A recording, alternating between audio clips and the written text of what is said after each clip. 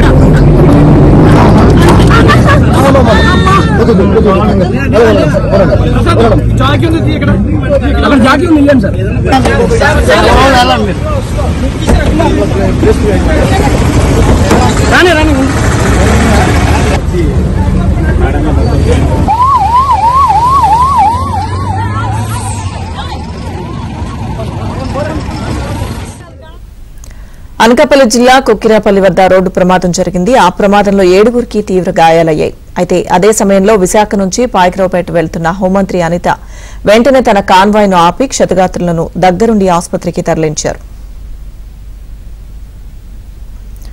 పూర్తి సమాచారం మా ప్రతినిధి సతీష్ అందిస్తారు. సతీష్.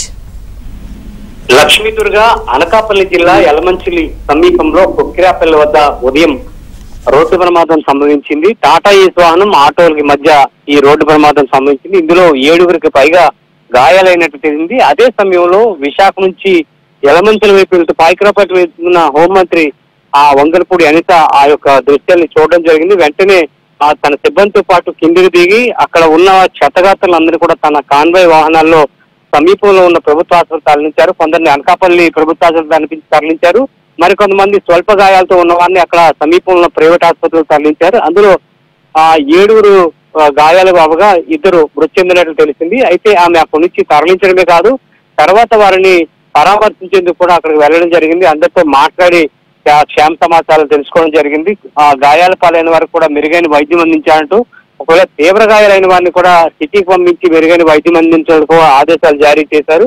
అయితే ఈ ప్రమాదం సంభవించడంతో చుట్టుపక్కల స్థానికులు అందరూ కూడా వెంటనే సమాచారాన్ని పోలీసులకు అందించారు. ఘటనా స్థలానికి చేరుకొని వారికి మొత్తం వారి వివరాలు తీసుకొని అక్కడి నుంచి ఎవరికి మెరుగైన వైద్యం అందించాలో వారందరినీ కూడా వేరే హాస్పిటల్ షిఫ్ట్ చేసి తెలిసింది. కానీ అదే సమయంలో మంత్రి చొరవ చూపించడం, ఆమె ఆ యొక్క ప్రమాదాన్ని చూసిన తర్వాత కూడా ఒక్కసారిగా చలించిపోయి వెంటనే తన మంత్రి అనే దాన్ని కూడా వదిలి వెంటనే ఆమె కూడా ఆ సహాయక చర్యల్లో పాల్గొని ఆ క్షతగాత్రులను కూడా సమీప ఆసుపత్రికి తరలించారు.